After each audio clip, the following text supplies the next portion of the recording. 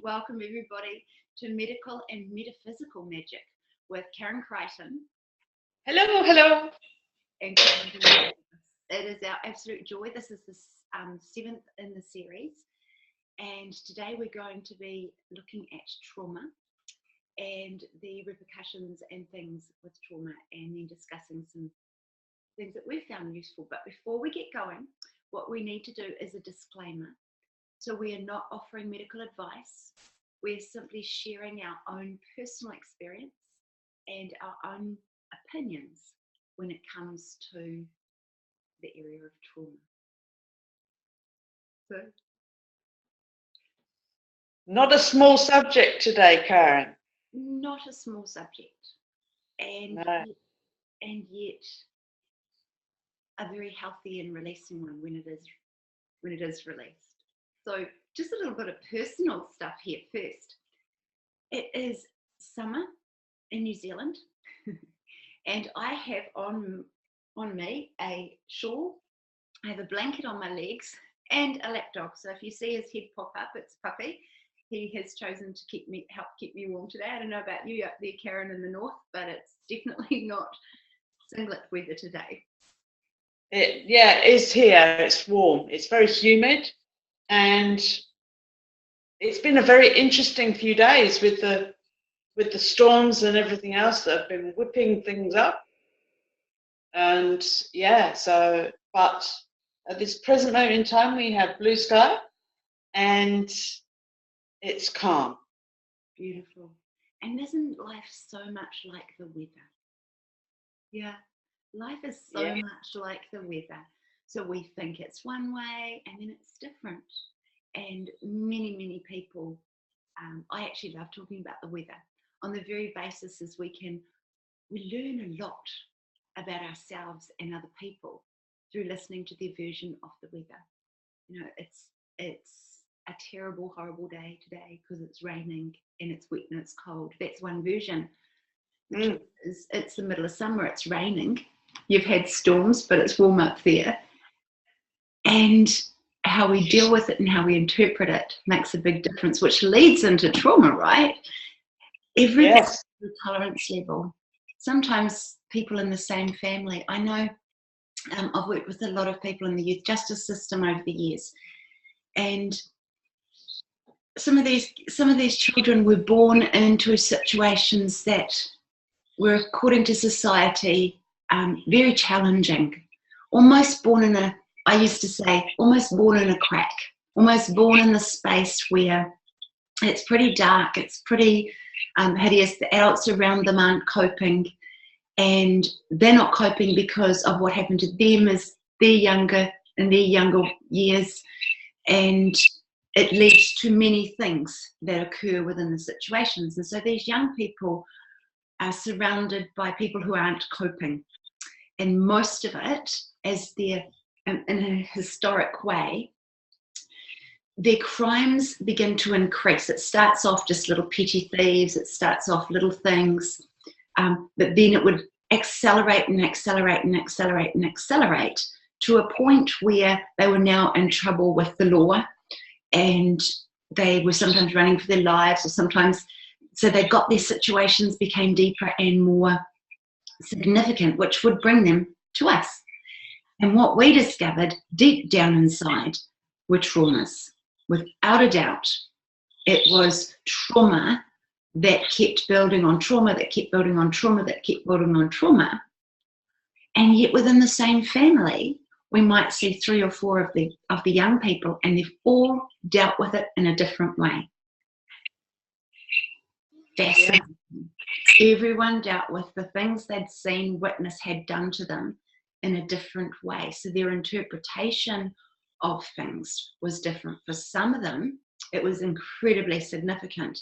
They're amazingly violent, terribly non-social. These are all words and labels, but this is how it would show up. Whereas someone else might just go reclusive, and people wouldn't see them for days, weeks, months. They'd just be in their dark bedroom with their curtains closed. Others would play out. So everyone deals with things in a different way. that sort of brings to mind sort of do we bring trauma in and into our awareness and maybe we continue having trauma until we're actually, like in Neil Donald Walsh in Conversations with God, have you had enough yet? Until we as a being are ready to confront it and let it go. Right. So let's take it to the people who haven't necessarily had that level that I was originally talking about of trauma, but they've had trauma that has occurred. The breakup of a relationship can be very traumatic for somebody. A car accident is a completely different trauma, but it still creates it in the body. A birth can be very traumatic for the baby, actually, and also the mother. And truly, I have actually worked with people who it was, without realizing it was the trauma that dad experienced through not being able to help, he had in his body too. So everybody's tolerance levels of what a trauma is different. Everybody has a different process of delivering. Could be being corrected in the classroom or by a boss. Could be very traumatic for somebody. I know my daughter, this is a good example. I know my daughter is someone that, you know, as a parent, it is not okay to do a yell at her because she feels it so strongly, whereas my son, it wasn't the same. Sometimes you had to yell so that he could actually hear. Yeah. Right? We're all unique snowflakes, aren't we? So we react differently and different things traumatize our bodies, whereas for others it's just a matter of course. So Karyn, how does it show up at a medical level, if this is possible, or at a symptom level trauma when they walk through the clinic? Yeah, at the physical body level.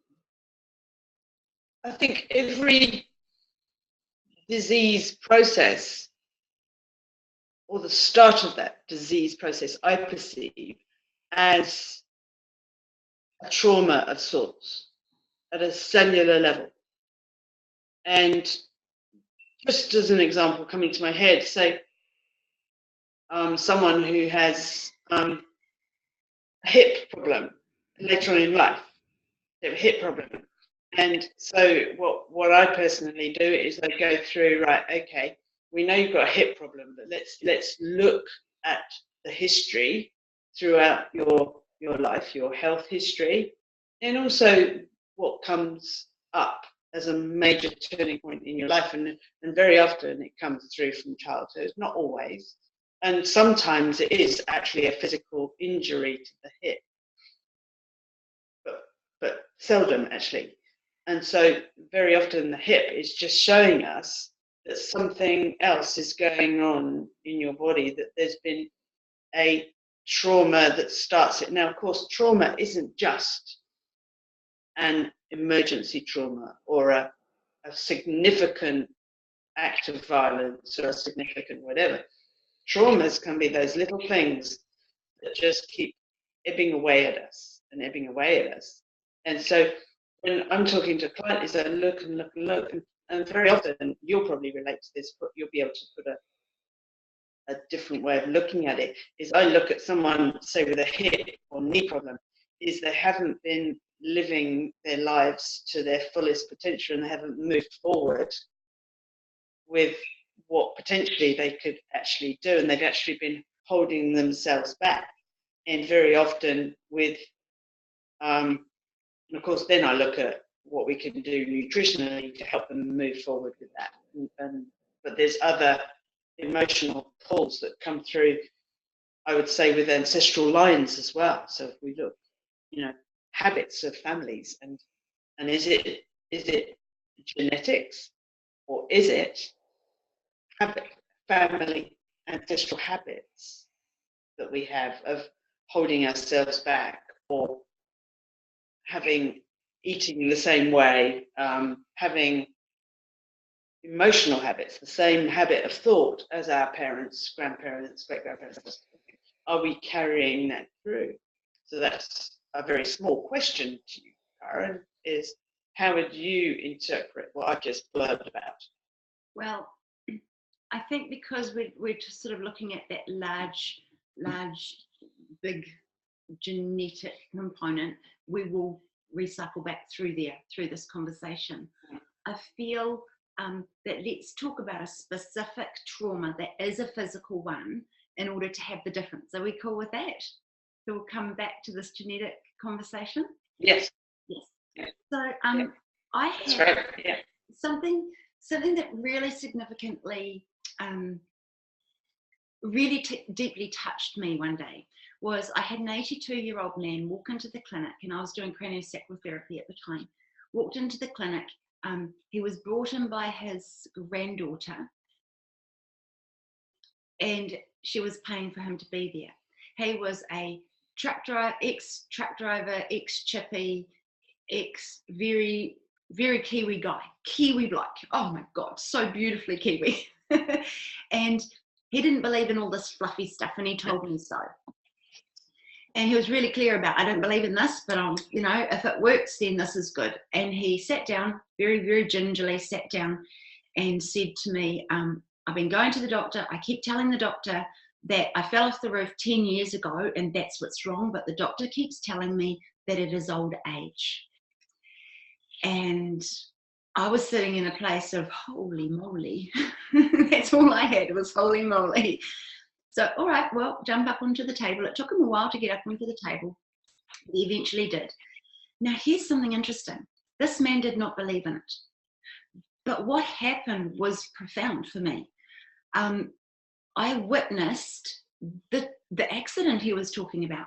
And then I also witnessed his whole body unwind from this deep compression that was held in place.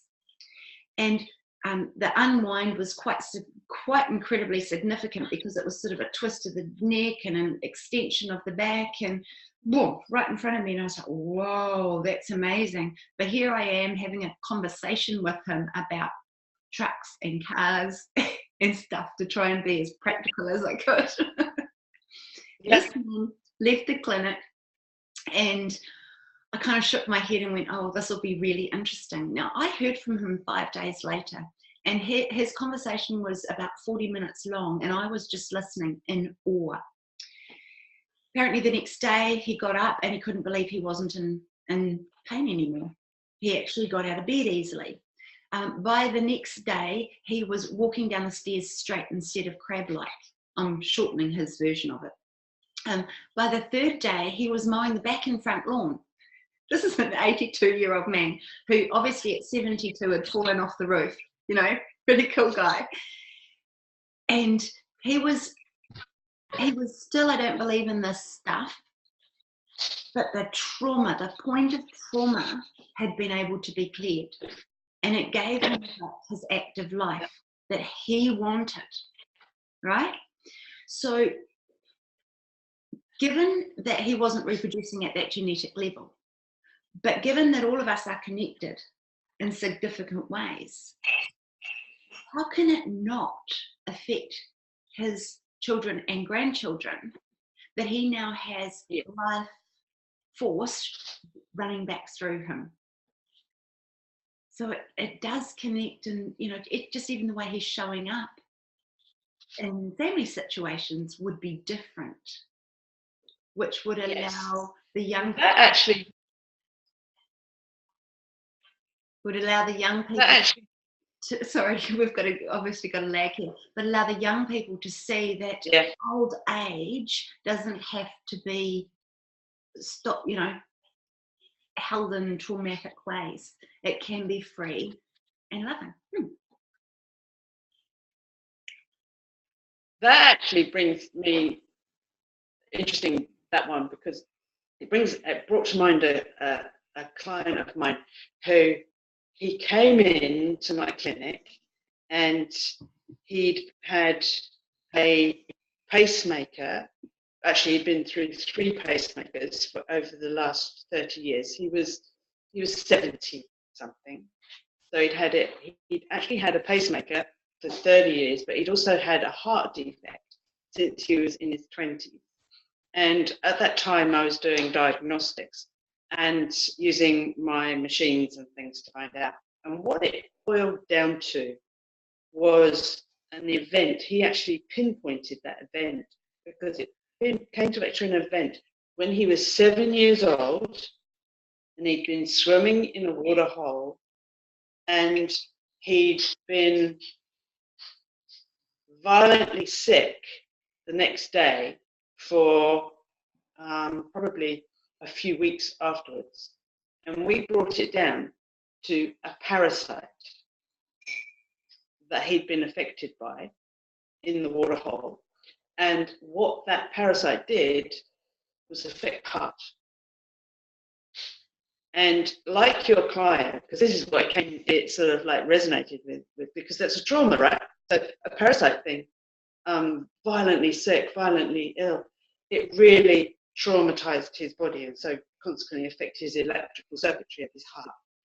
And so what resonated was basically he walked in the clinic, and we had 3 steps to get up into the clinic, and he was absolutely exhausted after walking up those 3 steps.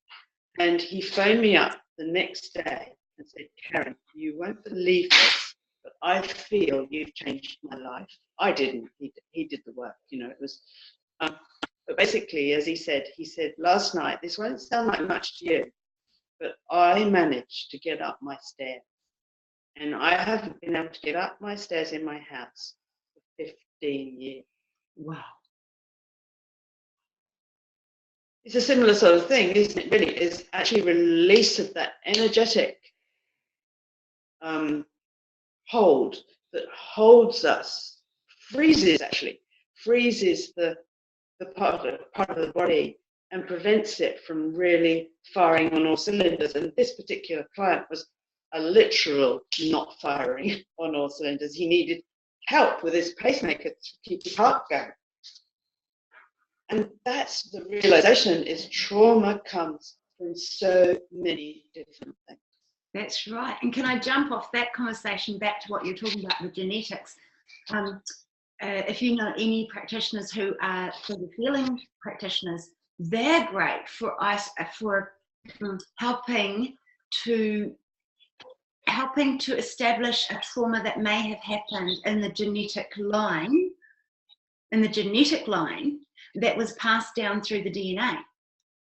Oh, it gets pretty exciting, doesn't it? So if you feel there's a level of trauma or a feel of stuckness within your space, if you can access a theta healer, they'll be able to help too. Just like I've said, craniosacral therapy, you've mentioned the diagnostics and the health components. Is just the practitioners actually have amazing access to release these old traumas.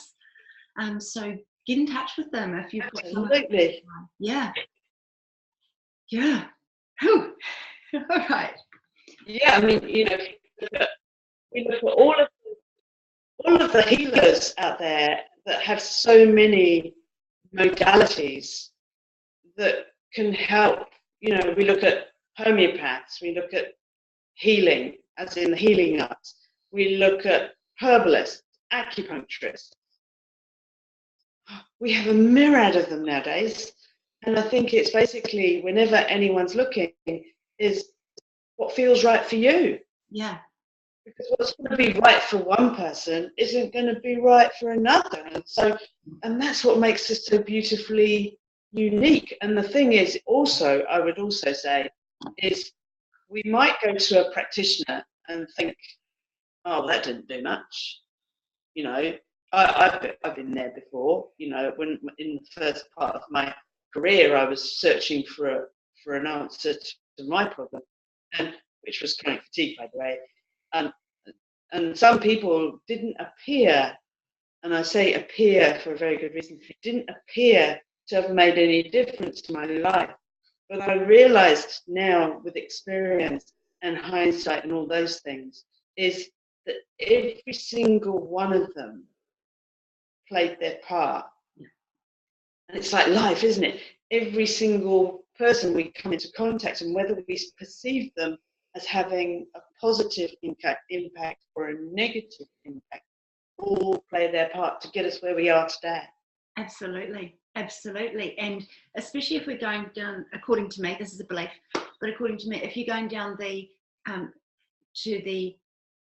actual cure to the actual problem, instead of just taking some level of medical plaster to get us through the day. I understand we need to do that sometimes, because if there's pain, relief is desired in such a huge way. But there are beautiful paths that we can walk down, we as a human being, to locate and find the actual cause,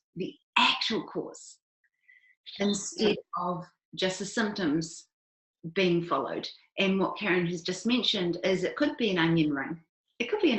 And for our readiness as a person who is suffering from pain or trauma of any kind, it might be levels of onion rings to get to the core as your readiness comes through. I know this is for me.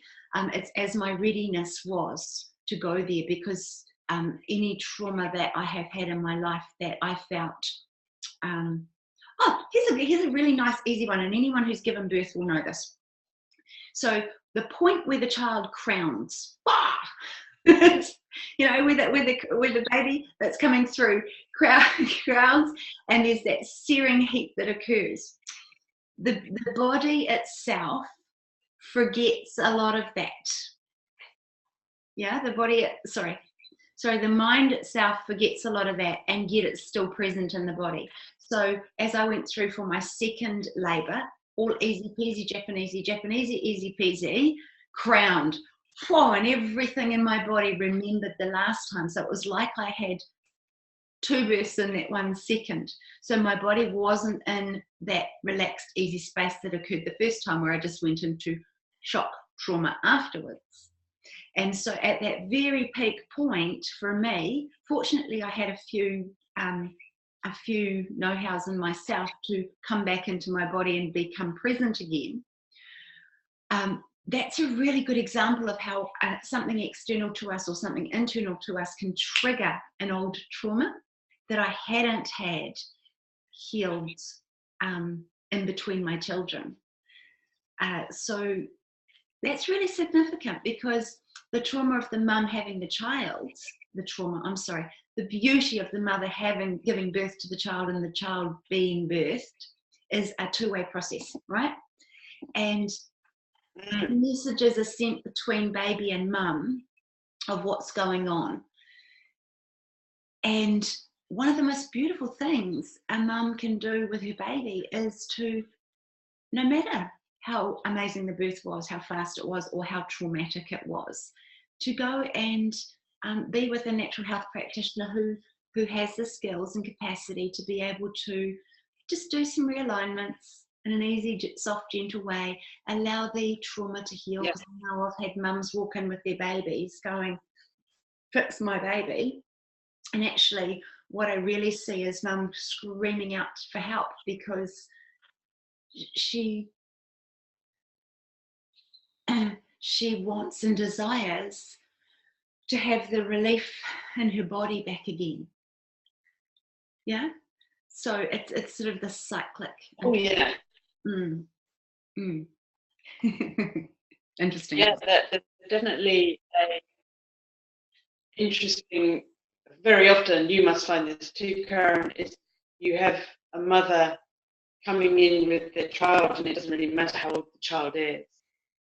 That most of the time, the work we do is on the mother. Most of the time.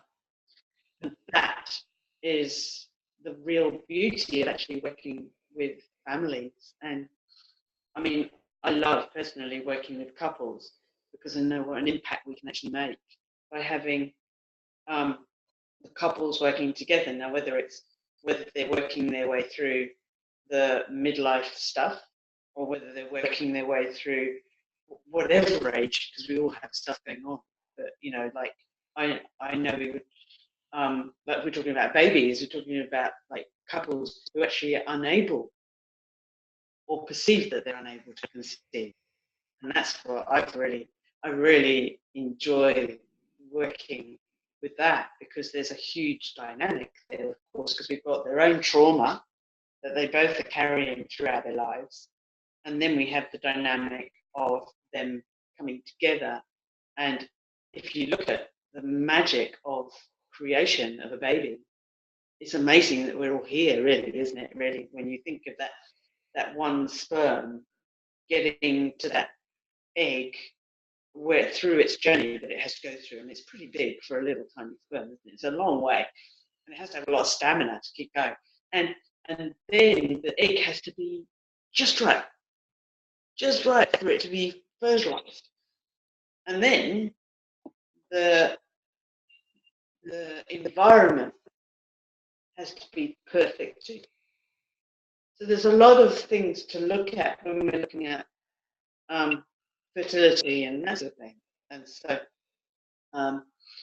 because I don't know about you, but I've been fortunate enough to work with people who have been unable to conceive and then been able to conceive while I've been working with them. And that's a wonderful, wonderful gift. And so just as a plug, it's my Fast Track to Health program. So, but I know you have an interesting story about fertility. I do, and it's a cultural one, and it's a family hands down. But in our family, at the larger component, it is known to be, if you want to fall pregnant, or if you don't want to fall pregnant, because it's very important, if you're given a parsley plant from an elder woman, you will fall pregnant. And so I've actually brought this into the clinic, and from the magical component, why it's a seed. Parsley is a beautiful plant. Parsley's can be very flush when it gets going, but the very act of intent, it is a blessing in a way to give a parsley plant to someone who desires to fall pregnant. Now, in our family, it's really potent, and we all laugh about, no, don't bring me any parsley plant, that kind of thing, because it's just so potent and very, very real for us. My sister had this is a good example. My sister had already had a 12, 13, 14-month-old baby. No, 12, yeah, about a year on, 12-month-old baby. And she said she wanted to have her children quite close. And Mum and I both went, "Are you sure?" And she said, yes, I want to fall pregnant again. And well, Mum and I just went, "Oh, that's easy." And off we go to go and get a parsley plant. Now, is it a truth or a non-truth? Because we didn't help with the conception at all. But I do believe it's a blessing. I had a friend who had been trying for years and years and years and years, and tried fertility, and that wasn't working. And when she finally just said something to me, I was like, well, that's easy. We'll just hold a circle and we'll just plant some parsley plants for you. That's easy peasy. Yeah, she had her baby. She loves it, and she couldn't give birth. So whether it's a placebo or not, it doesn't matter. It was the intent and nurturing by other maternal beings that were offering, hey sister, now's time. But let's make it practical too, because I've also seen through the clinic, I don't do clinic face-to-face like this anymore, but what I did notice when I was in that space was that women would come in desiring to have a child and be on fertility processes, but when we really explored the body, her body wasn't in the environment where it was able to. It was so stressed out from work and so stressed out from needing to be and trying to be so many things that, and this is a non-judgment, but an observation of conversations I've had, that it became, I'm ovulating, we need to have sex kind of idea, rather than the natural flow. And so most of the work I did was removing old traumas And I didn't do it, by the way. Their body did it. I just provided the space. And also reframing the idea of the intensity around it, to allow nature to take its course. To allow nature to take its course. And yes, they do have babies now. They've got toddlers. And these women are loving being a mum. We also discovered at some level that there were things from nurturing and past things about their mum or dad that had been going on, or deep inner fears around something. So we can't just look to the physical or just the emotional or just the mental. It's a whole being package. It's a whole being package. Mm. Yeah, absolutely, the whole being. And that's what I love. I wonder if we look at just going back to your parsley plant, I wonder if we look at the parsley plant at an energetic, as in like an essence of it, because maybe some people don't realize, but I talk to plants and they talk back to me, and they tell me what their benefits are to humanity and all that, and people might think, oh gosh, she's a bit wacky, but hey, that's me. But I wonder if we had a chat with the parsley, what they have to say, because there might be an energetic that actually, I know as a herbalist, parsley, specifically the parsley root, is a very, very powerful urinary tract cleanser and toner. So I wonder at an energetic level, because that's what you'd be getting if you were getting just the plant, because I'm assuming you don't say, eat it all up, guys, you've got this wonderful plant in your being. So I wonder if energetically it has a power that brings that to people. So the wonderful wackiness of plant medicine, isn't it? And it's like when we surround ourselves with living plants, whether it's outside or inside our home, we pick specific plants to be surrounded by because they resonate with us. They do. And so if we allow a plant to not thrive, it's not resonating with our energy per se. So just as an example, the peace lily, which is a beautiful plant, and it's very forgiving, thank goodness, because basically it shows you when it's needing water and you water it and it comes back up. But it has a very huge therapeutic use in the home because it actually helps protect us from electromagnetic fields. So from the waves that we have with Wi-Fi, and then you've got all the other wonderful plants, like the cacti. The really big, those cacti with the really big prickles. The really big prickles. They are amazing to sit by your computer. Not very good feng shui, according to them, because the energetics of it is very prickly. But it actually thrives on radiation. So it absorbs it. Wow. Mother Nature is phenomenal at absorbing the stuff that isn't serving us terribly well, as long as we intuitively follow what we're being told. And do they help us deal with trauma? I do believe they do. And it's like walking in the woods, we go walking in the woods, in the forest, and nearly always, I personally, but I hear this from others, we always feel better. Yes. Don't we? When we're surrounded with those magnificent beings that are the trees. Yes. Yes. And naturally. Yeah, anyway, that's my thing. Yeah, it's beautiful. I love it because, let's focus on I've read some tips and tools around trauma that can really help. I actually have a meditation around this, and it's not necessarily a plug for it, but you're welcome to access it. And it's a resource. I call it resourcing. So here's the thing. where our 50 trillion cells focus upon in any one moment or are fixated on,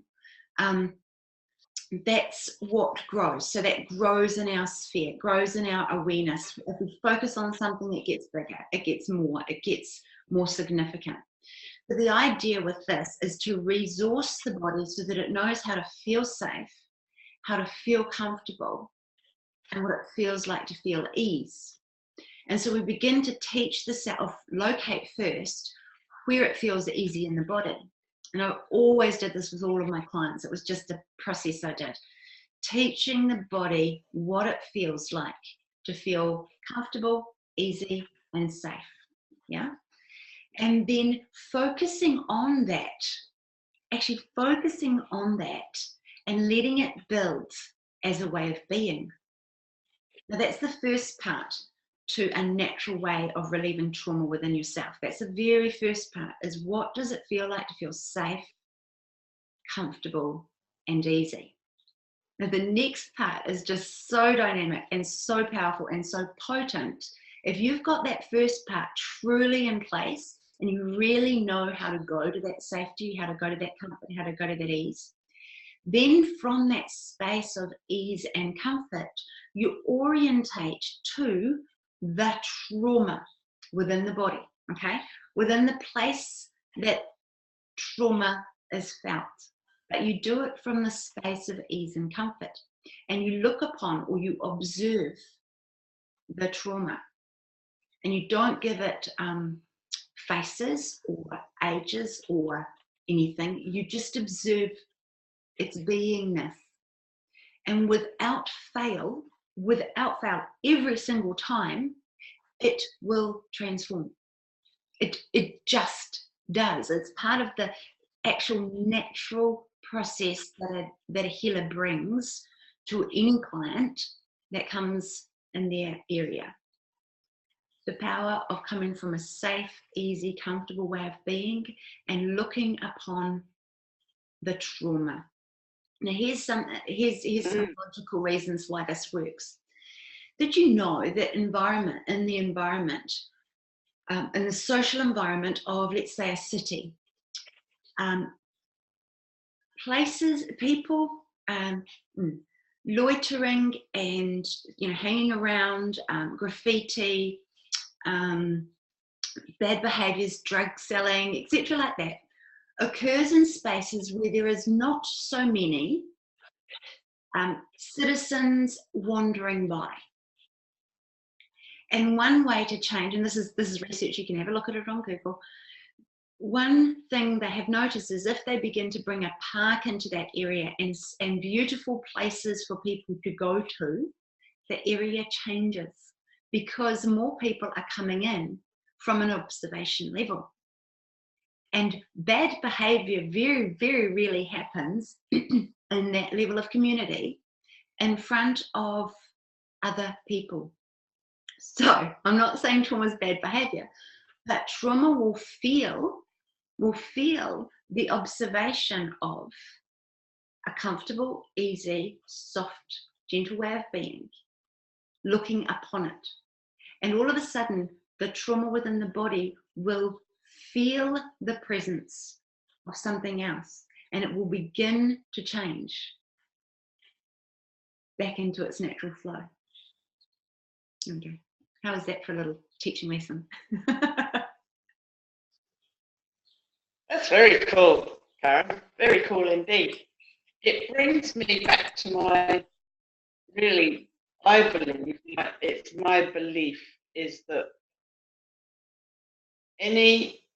our body wants to be healthy. It will do everything it possibly can with the resources it has to be healthy. And so what we're basically saying here is that's a resource that we can actually give it to allow the healing process to be taken care of, to be dealt with within our body, in our spiritual, emotional, physical body. Yeah. So, and sometimes it can happen in an instant. Yep. sometimes the process can take a while because there's a lot of layering and a lot of stuff to be let go of and to be released and everything else. But I think a lot of the time it's like the manifestation process, like if anyone's watched The Secret, which I'm sure you have, is you have this thought and this true belief that this is going to happen for you, and you keep believing, and underneath there's a sort of like a sprout of a plant coming up to the foot, and everything's coming, and then you just start going, this stuff doesn't work, and it actually stops it from coming to fruition. And I believe that many people, when they're doing a healing process, they're going through a program, they're going through a whatever they're doing to help themselves with health-wise, that most of the time we just need to persevere. Mm-hmm. And we just need to keep working at finding the right path for us, because it'll feel right. Mm. If we're working on a path, underneath it, we'll go, yeah, there's some stuff coming up for me, but this feels right, feels different. Mm. Because most people maybe don't understand about the healing process, because very often when we're working our way through physical, emotional stuff and letting it go, very often there'll be shifts and changes that bring up symptoms. And if we do what we've done in the past by using a sticky plaster, as in pain relief, or going back to old habits because they feel comfortable in their uncomfortableness, then we're actually preventing ourselves from reaching our full potential. And that's where practitioners come in as well, is being able to help us go through that hump, being able to get our way through all of this human-y stuff, that we are very attached to. We're very attached to habits and behaviours, and wanting something to fix like this. Of course, because we're in our generation, and manifestation does happen in the now. It just takes a while for the form to catch up sometimes. So I've noticed. I've noticed that the use of magnesium on my skin. This is interesting. The use of magnesium on my skin has supported my body to be resourced at a different level, and therefore the little niggles and discomforts have unwound slowly just by constant use of this. Yeah, so in a way it's resourcing the body to allow the physical discomforts from past injuries to from past traumas effectively to come back into health, because like you said before, Karyn, the body does naturally go back into health, and actually it is doing health when it restricts a body part because there's pain or trauma there, and it restricts it, and then the whole body compensates for that. The entire being compensates to protect that area until it is safe enough to come back into health. That's Karyn's opinion, but it's my observation as well. So the body is always moving back into health, even when it has put aside into, a fall, something like that. It has laid aside a specific space where it's keeping protection in place until the body has such enough time to allow the healing to take place. Now, because normally the way we live our lives is fast, boom, boom, boom, boom, next thing, done that, next thing, and on and on and on and on and on and on. The time for healing is at night, right? But if our sleep isn't lovely and deep and resourced and nourishing, then the body doesn't have time for that deep digestion and rest to take place, where the body heals at night. So this is something I do every night and have done for years, is I invite my body because it's going to anyway, but I invite all the cells in my body to be aware while I go wherever I go when I go to sleep, for it to come back into health. I actually instruct it to do so. And I, at the same time, always instruct myself how I will wake up in the morning. Literally, I set an alarm, but I tell myself the time I will awaken, and it's normally 1 minute before my alarm. So this is the power of our being. Sometimes, Yeah. I always indicate to my body, I will awaken feeling good. I will awaken feeling energetic. I will awaken feeling clear. I always tell my body what I expect from it in the morning.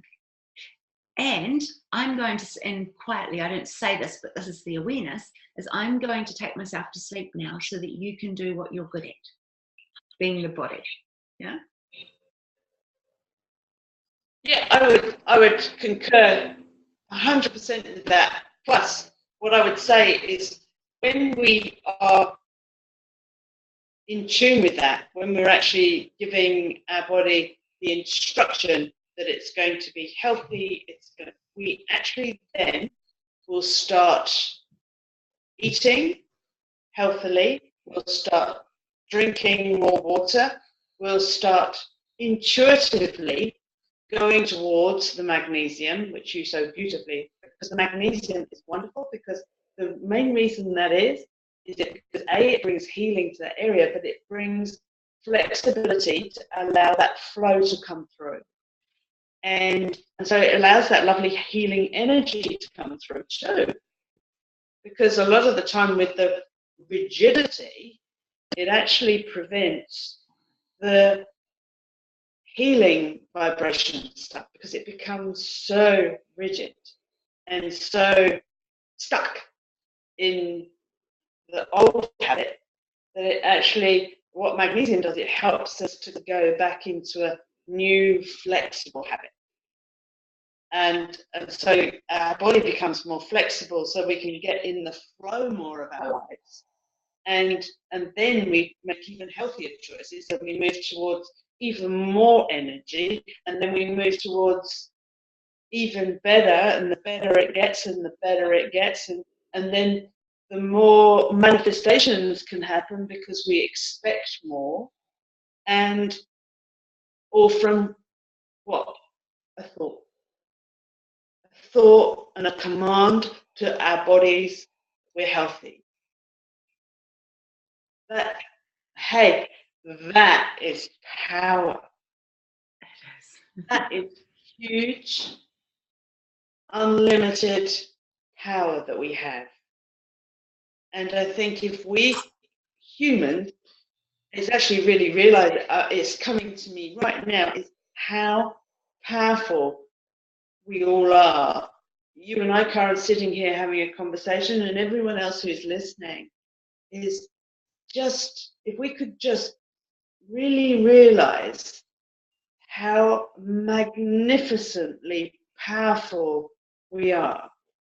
Wow, this world would turn around upside down, and everyone would be in their perfection.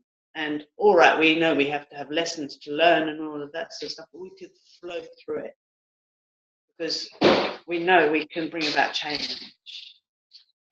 Absolutely. It's the choir thing here. I believe we are incredible. We don't really even know what we're capable of.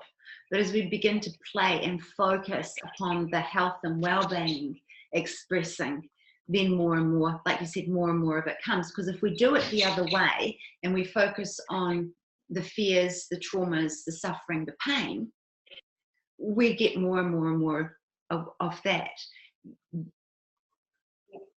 And it's okay if that's what you're experiencing right now, because some of those traumas, pain, suffering exponents, that's an interesting word, components are the very thing that will, when allowed by you, release to your next way of being, your new truth revealing, your awakening to this day in flow.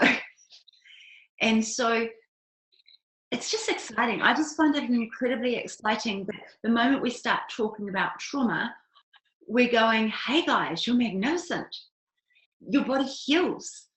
You can allow this process to heal all by itself, and or it's speeding up when there is a presence around you that allows it to come back into health faster. And that's why we have so many amazing natural health practitioners who are out there who can help the actual cause, not just the symptoms. You, of course, will notice that the symptoms fall away, but not because you're putting a blanket on them, not because you're putting a plaster on them, not because you're just numbing it down. It's real living stuff. And I'm up for natural health practitioners across the world to know that they are doing the most magnificent job. And thank you so much for making your spaces, your clinics, your availability to people who are moving towards their natural health processes. It's amazing. It's phenomenal tools. And it's what I love.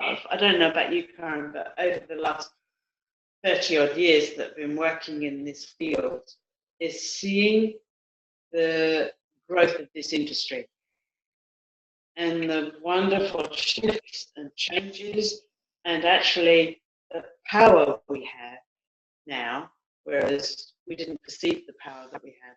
The power that we have now as a group, as a collective, is amazing, because if we could just harness, as you say, around the world, harness the intuitiveness, the powers, the wonderful gifts that all of these healers have, and share it, because that's the idea, isn't it? It's about sharing knowledge, sharing the gifts, sharing the love, sharing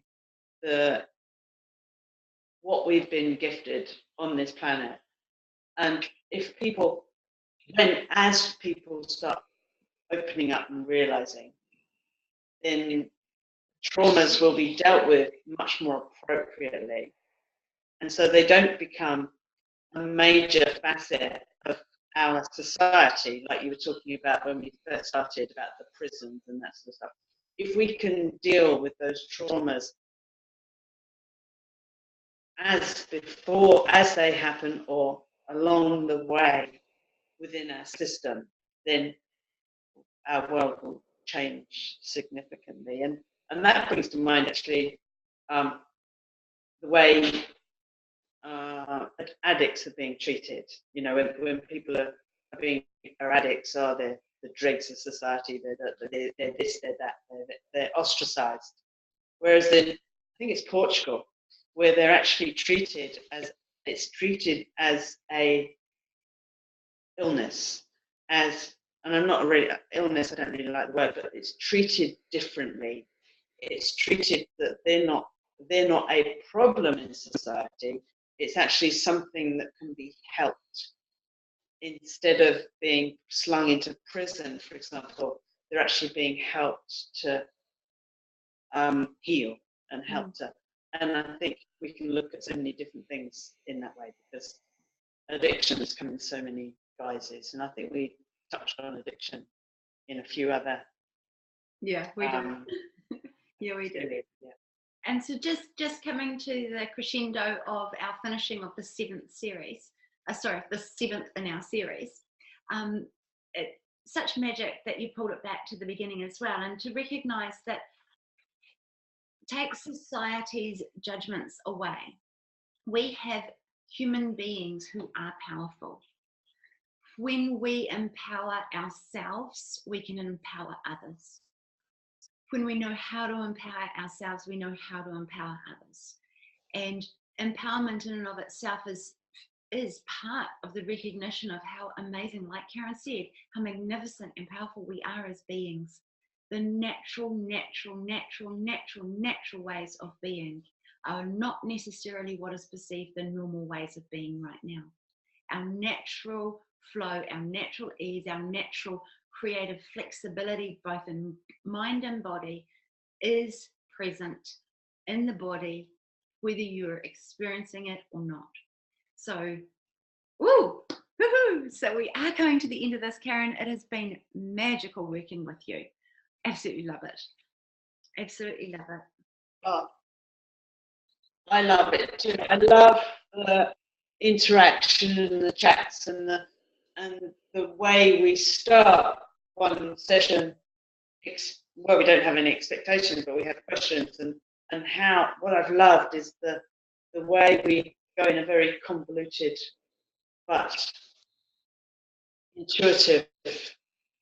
Because guys, I don't know if you realise we don't really we only have questions at the beginning of this, and one or other of us don't know what we're going to be talking about, which has been so wonderful because we can actually just come from our intuitiveness, and that's what we've really, I think, has been really cool because there's no set regime, no set guidelines with this, and so we can be open and free and just say what we've been thinking, and this is just a little snippet I know of what Karyn has to offer, and I know that it's just a snippet of what I do too. So, it's basically a little, I don't know what the words are really, Karyn, but it's been magical and magnificent working with you. I love it. Love it, love it, love it. Oh, so 7 already. 7 already. And so to all of our listeners who have gone through this series, or if you picked up on this last one in the series, go back and find them, number 1, number 2, number 3, number 4, number 5, number 6, and number 7. Now, share widely if you find value in it for yourself. We're supporting all practitioners across the world in natural health therapies. So this is some awesome guides to support what their kōrero, or that's Māori, te reo, that the conversation is that they will be having with their clients. So I know as a practitioner in the past where I might say something, but then when my client hears it in another way from another person, they go, oh, okay, now I've heard it more than once. It becomes more real. Yeah. So if you want to use these videos for that sort of thing, go ahead. Thank you so much. We're going to come to an end now and say thank you. I'm Karyn, Janelle. Thank you. Yeah. And this is Karyn. I'm Karyn Creighton. Yes. So thank you so much, guys. Many blessings. Be in health, wellness, and know that you are already magnificent. Bye.